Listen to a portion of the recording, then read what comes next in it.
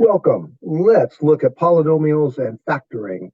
And this is the beginning of a unit which has a number of important skills for dealing with polynomials through the next few years of math. So we have a number of variables, or these, well, first let's look at the fact that these are terms. This is a term, and here's another term, and another term, and another term. So there are four terms here.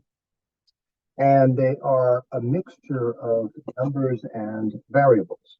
And even the ones that don't have a number in front, as a coefficient, still has a 1 in front. And they all have exponents. Even if there's no exponent showing, like the x has there, it's a 1 automatically. So a polynomial is when you have more than one term. And here we have four of them on the first one. So we're going to talk about putting them in standard form. Putting them in standard form means in order by exponent. So let's look at this first one.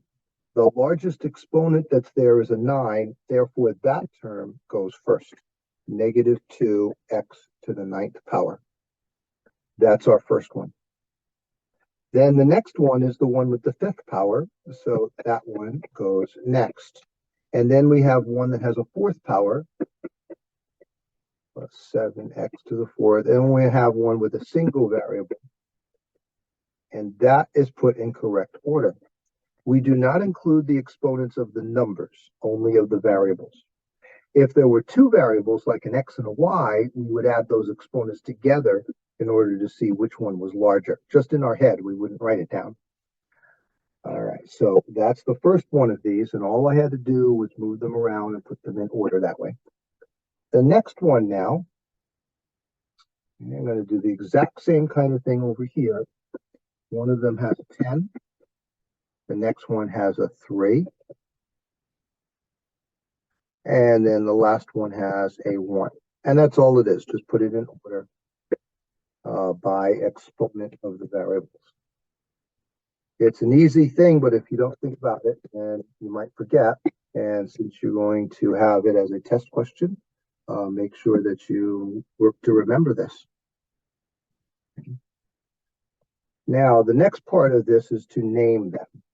And they are named based on two things, degree and number of terms.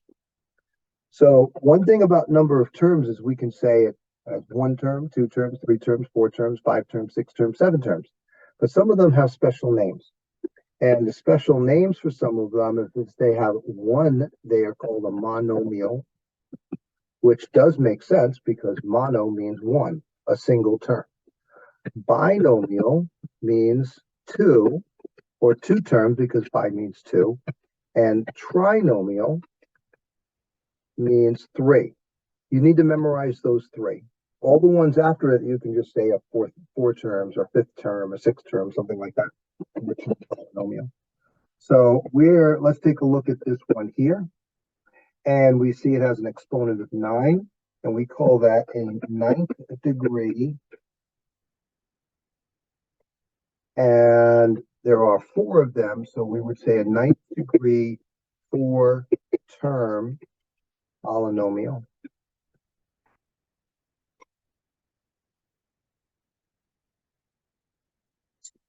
The second one has an exponent of 10, so we would call that a 10th degree. But there are 3 terms, so we would use the trinomial word.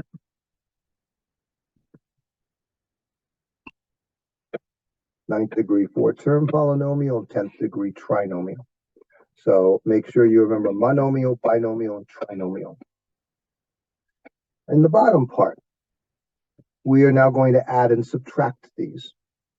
So adding is actually really pretty easy. I'm going to go through those 3 first, and then the subtracting one is not hard either, except it's very easy to forget something and make an error. So I am going to more carefully go through those. Let's first look at this one here, number 1. Okay, and we're going to add them. And the way we add them is we add apples and oranges. Apples together first, oranges separately, and then pears separately. In other words, the exponents have to be exactly the same for the variables. These two that I just circled can be added together. 7x squared plus 3x squared. And then I have two of them that have only a single x, and I would put those next to each other. And then I have ones that have no x's, plus 5 minus 2. These two can be added together because there are 10 of these x squareds. These can be added together because I'm getting deeper into the hole with the x's. I'm going to 13 of them negative now. And then 5 take away 2, of course, would be 3. Now, interesting thing about this, if you didn't already know, is that this one and this one cannot be put together because this one has an exponent of 1. And you're not multiplying them, so you can't add exponents. So when you're adding or subtracting, you can simply put them next to each other. You cannot actually put them together truly like multiplying. So don't try to say something like negative 3x to the third, or x, like subtracting that 13x from the 10x squared. You can't do that. You would have to know what x is and put that number in and calculate it before you could actually put those together. So very important. I would call the x squared ones my apples, the x the oranges, and the 3 with no x the pears. So you can add apples together and you can add oranges together and add pears together, but you can't put things together unless they're like things, not unlike things. Of course, you could say there's a total number of fruit, but I'd say that by saying there's 3 terms. So that'll satisfy us. Now, the one underneath that, I'm going to do the same kind of thing. The ones that have x squareds I can put together, and 4 plus 1 is 5. So there's 4 of them and 1 of them. And the x squared stays like this. You don't try to do like x to the 4th. It's not like that kind of thing. It's like, think of x squared as a thing, and then you have more of those things. You just don't do anything weird with that. Then you have negative 4x plus x. So I have negative 4 of them. Add 1 of them will give me negative 3x. And 2 take away 6 is minus 4. Okay. Now, I'm going to leave the bottom one as a practice one for a moment, but let's come up here and let's take a look at the minus one. So I was calling this one 1 and this one 2. I'm going to call the bottom one here 3, but let's go up and look at number 4. In this one, we are subtracting, and we have 2 different ways we can look at it, 3 actually, or 4, but I'm going to look at 2 of them right now. The big concept here, though, is that this subtracting is subtracting each of the 3 things because of the parentheses that are here. The parentheses make a big difference. You're not just subtracting 3x squared, you're also subtracting a negative x and subtracting the negative 2. So I am going to do this sort of the long way here, where I do the 7x squared. I have the 7x squared minus 3x squared. And most everybody gets that first one right when they do these kinds of things. But then what we're looking at is the minus 12x, and we have minus a negative x. And they forget often to actually subtract that like that because they're thinking of the other negative. But what's happening here is that we have plus x in just a moment. Then I'll wait to show that, or actually maybe I'll just, well, no, I'll wait to show that. Then I have the 5 take away a negative 2. So it's plus 5 take away negative 2. Now I'm going to rewrite that. These first 2 I can just add right now. 7 take away 3 gives me 4x squared. But then the next one I have negative 12x plus x because of the double negative, plus 5 plus 2 because of the double negative. So my answer for this would actually be 4x squared minus 11x plus 7.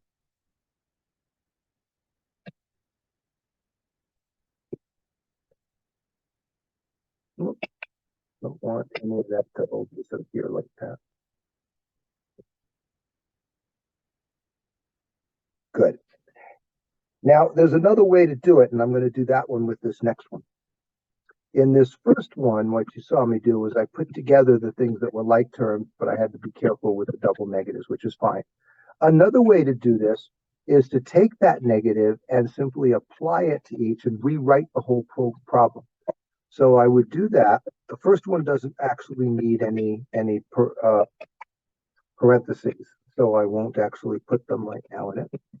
And now that I'm going to apply that negative, I won't need the parentheses here. So the negative to the first one makes that. The negative to the second one, -1 times x, makes it minus x. And then the negative times the -6 makes it a +6. What I just did is I changed the signs so that I don't have to worry anymore about, whether I'm adding or subtracting. Now I can just simply use these as like terms. So I have 4x squared minus x squared minus 4x minus x, and then 2 plus 6. So I get 3x squared minus 5x plus 8 as my answer. This one is simply a different method. Both methods are perfectly fine, where on this one I could subtract each one of them as I got to them while doing the terms, or I could do it all at once and multiply it in and change every sign before I went to the next step. Do whatever is comfortable, whichever one you're more certain you will always get it right, because you want to get these right. There are two problems now on the bottom. Let's see, this would have been 5, and this one will be 6. So I'm going to ask you to pause for a moment and go and do those, and then come back and I'll show you the answers for them. So go do that now, please. All right, welcome back. Now, this one, I'm going to do 6x squared plus 2x makes it an 8x squared. And then these two go together as -2x, 3 take away 5. And then -8 plus 2 is -6. So there's my answer for the adding one. Pretty easy one to do, of course, as long as you just pay attention to the numbers and the signs. So now for the next one, I can do this either way. I personally prefer to do where I change the signs. So I have 6x squared plus 3x minus 8 minus 2x squared plus 5x minus 2, because I'm applying that negative to both of these signs. Now I can look at it and I have 6x squared, take away 2 of them gives me 4x squared, and 3x plus 5x is 8x, and -8 minus 2 is minus 10. To me, that's just an easier way to do it, or I could be more certain I would be correct. There. Hopefully that helps to understand what to do with these, especially being careful of subtracting like this last problem showed and the ones above it. So from this section, you want to be able to write in standard form or change them around to standard form, name polynomials based on degree and number of terms, and be able to add them and be able to subtract them, carefully subtracting them. There. Hopefully that helps to understand these. Thank you very much for watching and listening.